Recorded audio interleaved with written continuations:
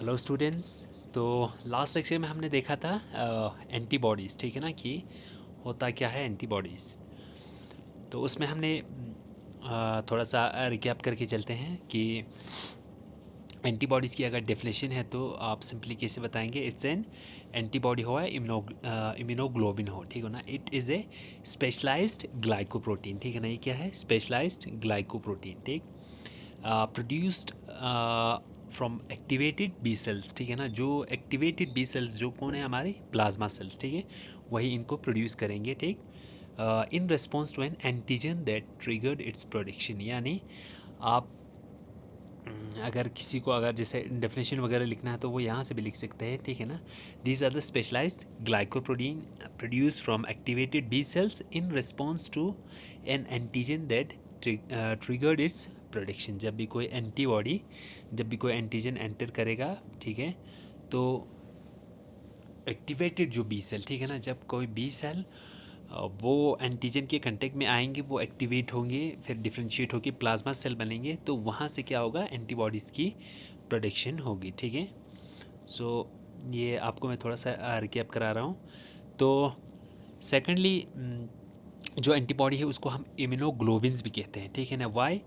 Because they are immunologically react with antigen, ठीक है। वो क्या करता है? इनका मेन फंक्शन यही होता है कि वो एंटीजन के साथ में किसी फॉरेन पार्टिकल के साथ में वो रिएक्ट करते हैं। उनकी मतलब उनकी प्रेजेंस की वजह से, किसी फॉरेन पार्टिकल की प्रेजेंस की वजह से वो एक रिस्पॉन्स प्रोड्यूस करता है, ठीक है ना। एक इम्यूनोलॉजिकल रिस्पॉन्स, ठीक है ना, प्रोड्यूस करती है। तो इसे हम नाम देते हैं इम्यूनोग्लोबिन्स, ठीक है ना।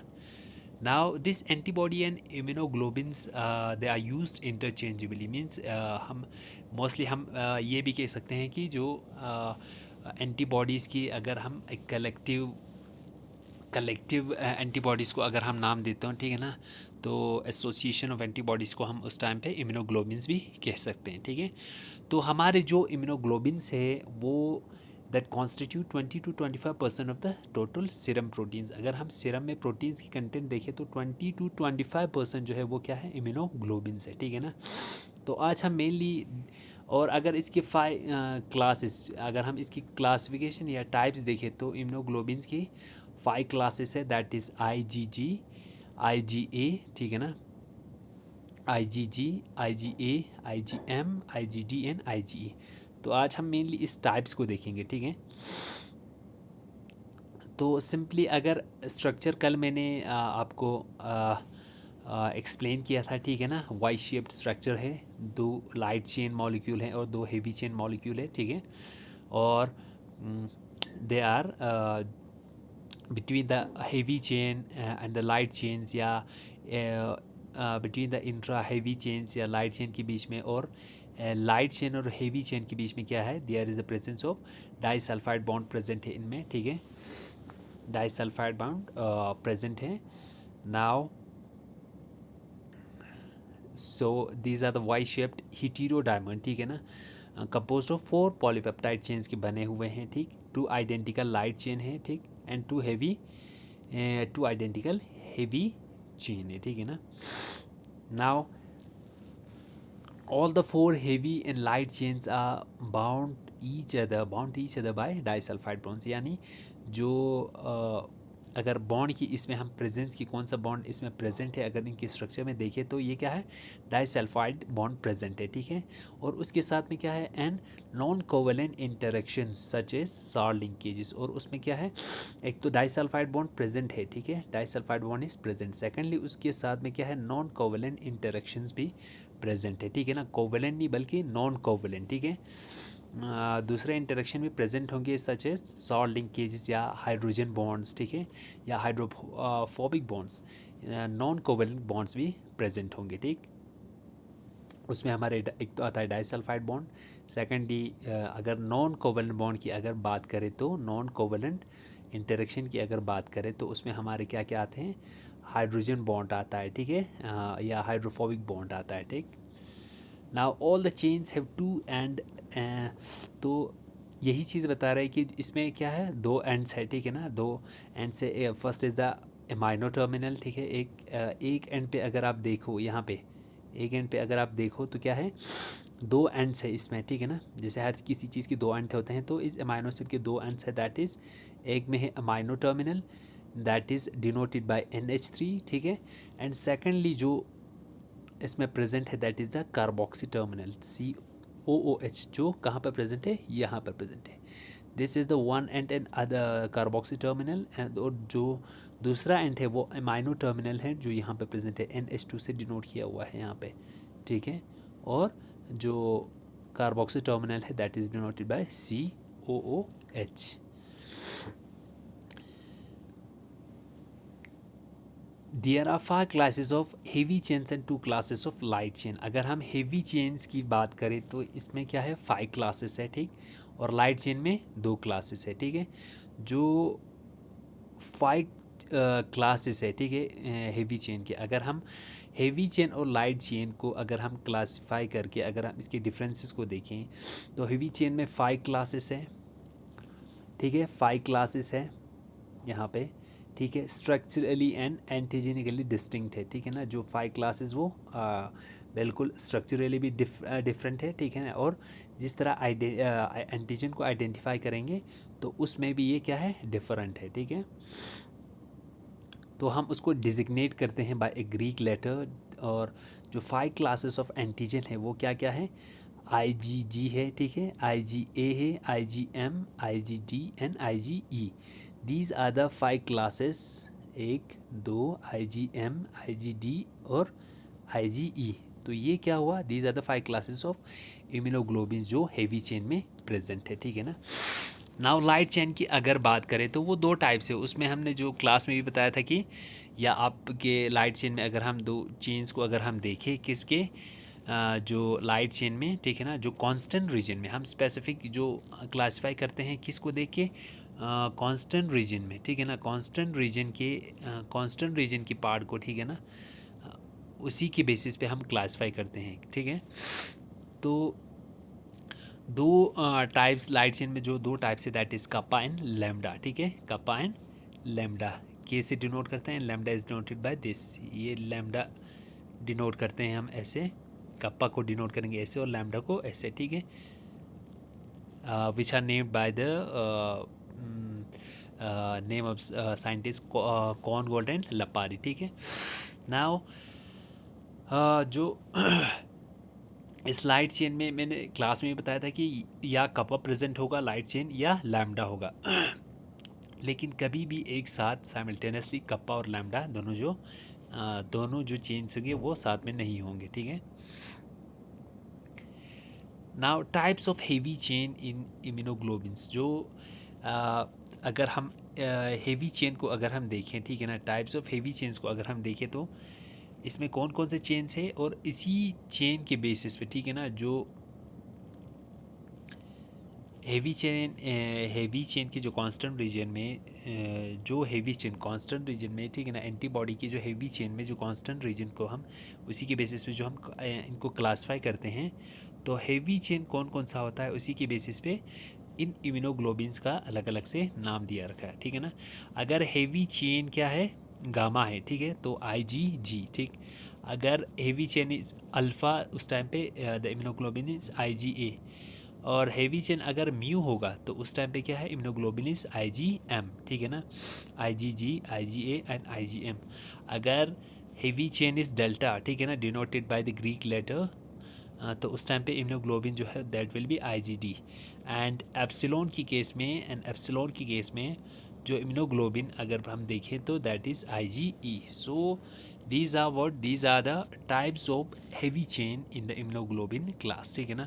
इम्यूनोग्लोबिन की अगर हम टाइप्स की बात करें तो there are 5 types of immunoglobins, ठीक है। वो first is the IgG, IgA, IgM, IgD and IgE। ये क्या है, 5 क्लासेस है IgG को, जिसको हम अभी डिटेल में पढ़ेंगे, ठीक है।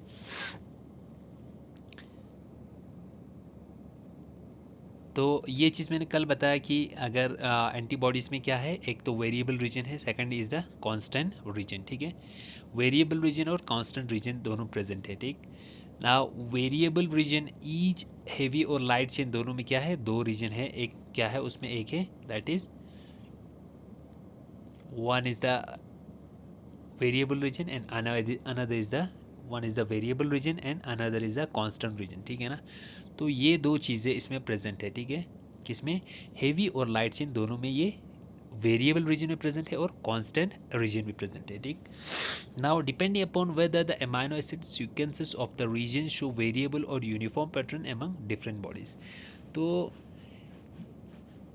वेरिएबल और कांस्टेंट रीजन हमने नाम किस बेसिस पे दिया था, जो अमाइनो एसिड्स, ठीक है ना, उनमें जो अमाइनो एसिड्स प्रेजेंट है, ठीक है, जो एंटीबॉडीज़ में अमाइनो एसिड प्रेजेंस है, ठीक है, इनमें जो अमाइनो एसिड प्रेजेंट है, ठीक है, तो वो कितना वेरिएशन शो करता है, ठीक है ना, ये कितना वेरिएशन शो करता है।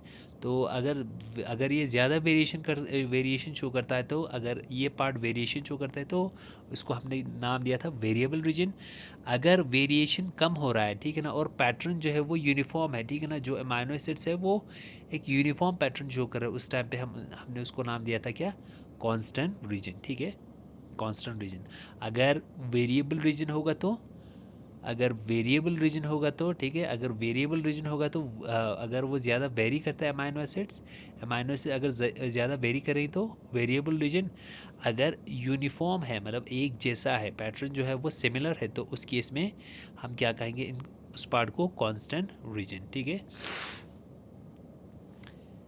नाउ वेरिएबल रीजन में हमने उस टाइम भी यही चीज़ देखा था कि जो वेरिएबल रीजन में नियरली कितने हैं, there is the presence of 110 amino acids उसमें प्रेजेंट होते हैं, ठीक है ना, अमाइनो टर्मिनल से हम देखते हैं तो जो 110 अमाइनो एसिड्स है वो ज़्यादा वेरिएशन शो करते हैं, इसीलिए इसको वेरिएबल रीजन कहते हैं। और वेरिएबल रीजन में नियरली कितने अमाइनो एसिड्स प्रेजेंट है, 110 अमाइनो एसिड्स आर प्रेजेंट, ठीक है, बोथ इन हेवी चेन में भी और लाइट चेन में भी, दोनों में ये वेरिएबल रीजन प्रेजेंट है, which consist of 110 amino acids, ठीक है ना।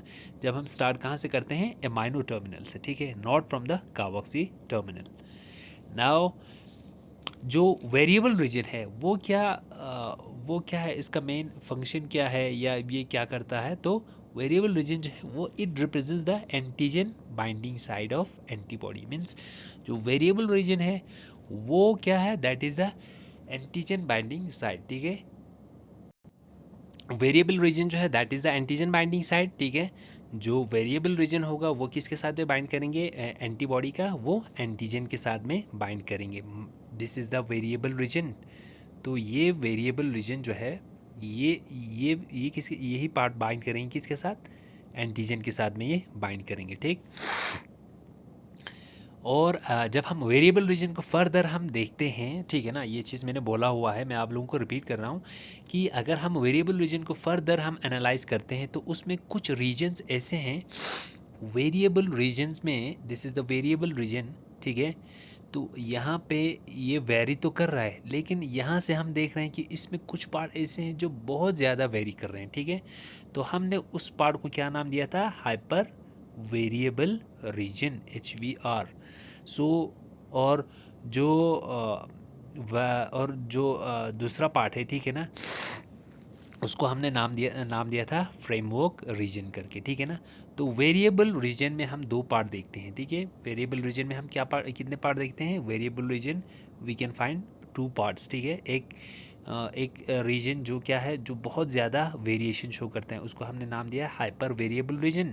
और सेकेंडली वो रीजन, वेरिएबल रीजन का जो वेरिएशन बहुत ज़्यादा नहीं दिखाता था, ठीक है ना, उसको हमने नाम दिया था फ्रेमवर्क रीजन करके, ठीक है ना, framework region, FR, framework region, ठीक है। तो वेरिएबल रीजन के दो पार्ट है, hyper variable region and framework reason.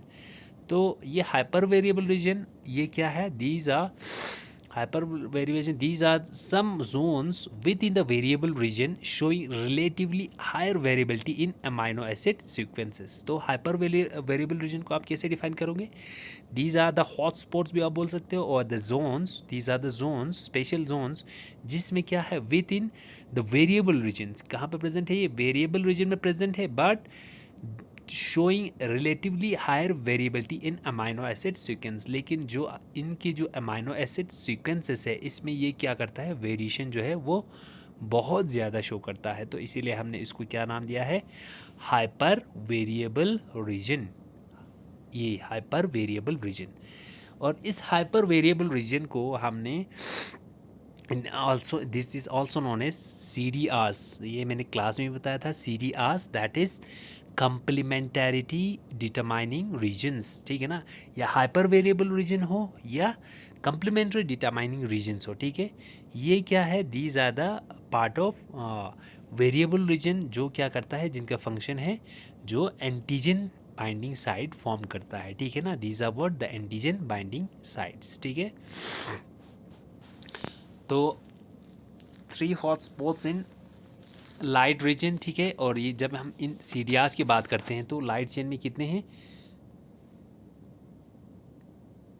3 hotspots है, यानी 3 हाइपर वेरिएबल रीजन्स, और हेवी चेन के केस में 4 variable hyper variable region present है, ठीक है। नाउ एक चीज़ इसमें क्या चीज़ है, ये चीज़ कल मैंने स्किप किया था, आप ये चीज़ देख लेना, पैराटॉप, एंड ये वर्ड आपको आगे भी आएगा, व्हाट इज़ पैराटॉप। तो जो पैराटॉप क्या है, ये वही साइट है, ठीक है ना, site on the hyper variable region that make actual contact with the epitope, ठीक है। अब जो एंटीजन हमारे बॉडी में एंटर करता है, ठीक है ना, जो एंटीजन का ये वाला पार्ट जो एंटीबॉडी के साथ बाइंड करेगा, उसको हम नाम देते हैं एपिटॉप, उसको हम नाम देते हैं एपिटॉप, ठीक है ना।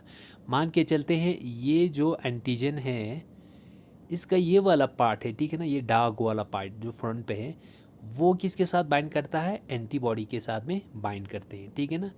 तो इस पार्ट को हमने क्या नाम दिया है, this is known as epitope, उसको क्या बोलते हैं, एपिटॉप।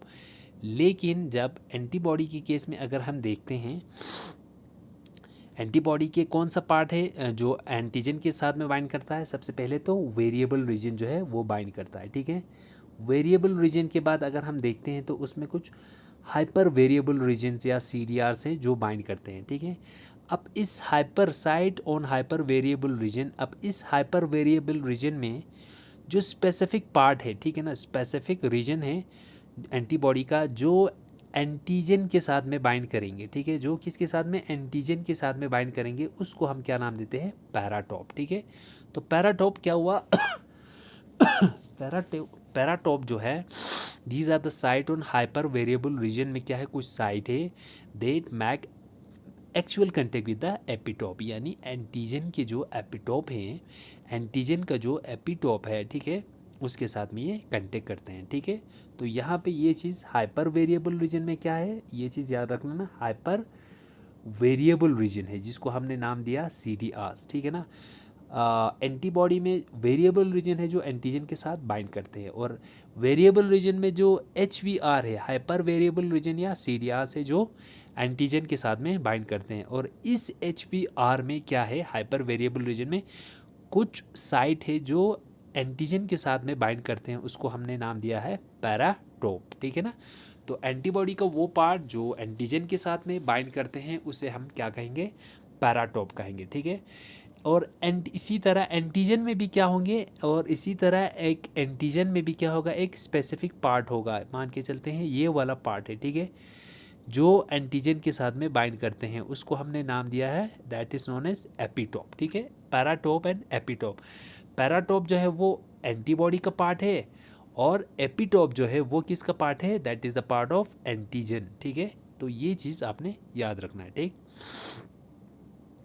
नाउ ये हो गया अभी वेरिएबल रीजन, एंटीबॉडी का वेरिएबल रीजन। अब उसके बाद में जब आफ्टर 100 हमने देखा वेरिएबल रीजन में कितना, 110 अमाइनो एसिड्स प्रेजेंट है, ठीक है।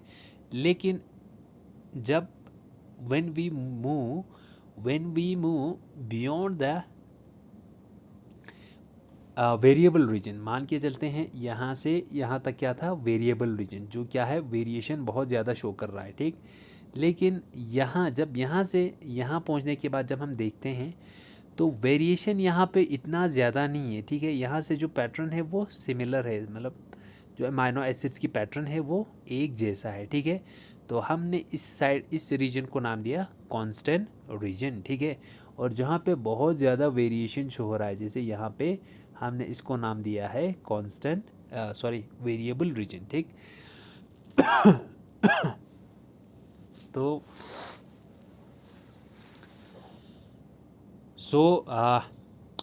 वेरिएबल रीजन अभी हमने देखा कि उसमें जो this is the variable region, बाकी इसमें जिसमें क्या है बहुत ज़्यादा अमाइनो एसिड्स की वेरिएशन है। फिर उसके बाद अगर हम आगे देखते हैं इस तरह, तो यहाँ से वेरिएशन कम हो रहे हैं, तो जो ये क्या है वेरिएबल रीजन है ये वाला पार्ट, तो इसके बाद में जो वेरिएशन ख़त्म होता है 110 अमाइनो एसिड्स तक, उसके बाद से अगर हम आगे देखते हैं तो अमाइनो एसिड की सीक्वेंस जो है वहाँ पे क्या है यूनिफॉर्म है, एक जैसा है, और वेरिएशन कम है, तो इस पार्ट को हमने नाम दिया है कांस्टेंट रीजन। ठीक है, सो constant region is what remaining part of immunoglobulin. Variable region को छोड़ के जो बाकी रीजन है वो क्या है, that is the constant reason of immunoglobulin. ठीक है, तो अगर हम कांस्टेंट रीजन की लेंथ की बात करें, ठीक है, वेरिएबल रीजन में हमने देखा 110 अमाइनो एसिड्स थे, लेकिन 110 अमाइनो एसिड्स दोनों में, लाइट चेन में भी 110 अमाइनो एसिड्स लाइट चेन में भी था, और हेवी चेन दोनों में कितने थे 110 अमाइनो एसिड्स। कि ये किसकी बात हो रहा है, वेरिएबल रीजन की। ठीक है, ये हो गया वेरिएबल रीजन की। जब हम, क्योंकि वेरिएबल रीजन लाइट और हेवी चेन का सिमिलर रहता है, ठीक है ना। अब कांस्टेंट रीजन है वो लाइट चेन में अलग है, डिफरेंट है। लाइट चेन में कांस्टेंट रीजन वो थोड़ा शॉर्ट है, और हेवी में क्या है थोड़ा सा अमाइनो एसिड की कंटेंट उसमें ज़्यादा होगा। तो कांस्टेंट रीजन में अगर हम लेंथ की बात करें,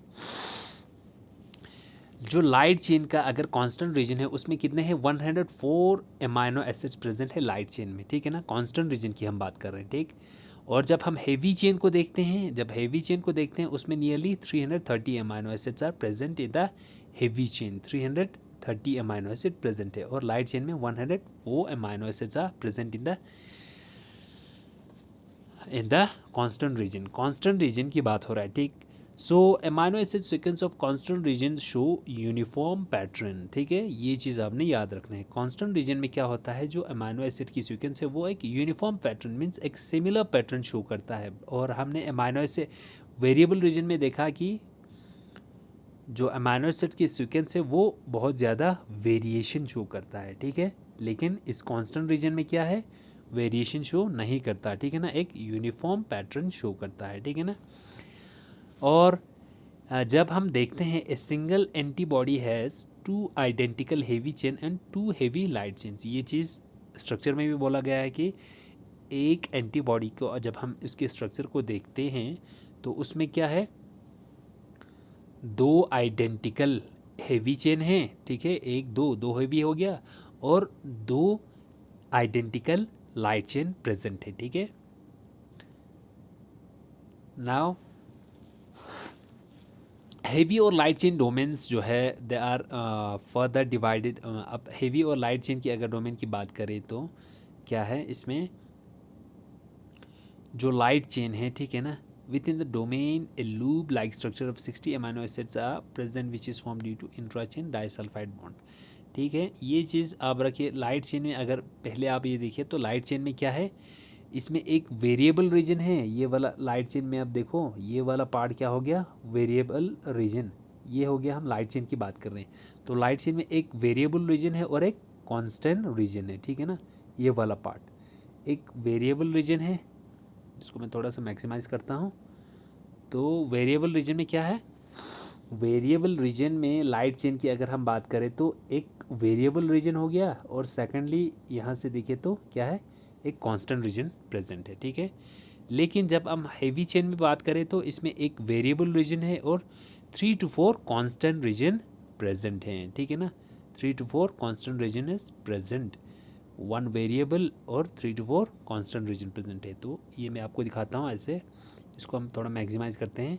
तो हेवी चेन ये वाला हो गया, कौन सा, this is the heavy chain, जो किस कलर का है, ये जो पर्पल कलर का है। ठीक है ना, तो VH यहाँ पे आप देख सकते हो। ठीक है ना, this is the variable region, ये हो गया लाइट चेन, ये हो गया हेवी चेन।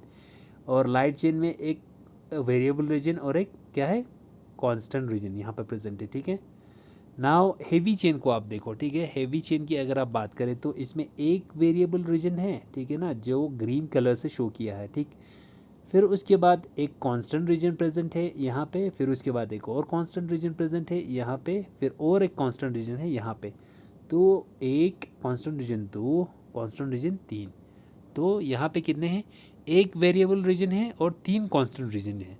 लेकिन किसी किसी के केस में क्या हो सकता है, जो आप सेकंड डायग्राम में देखो तो 4 कांस्टेंट रीजन भी प्रेजेंट हो सकता है, ठीक है।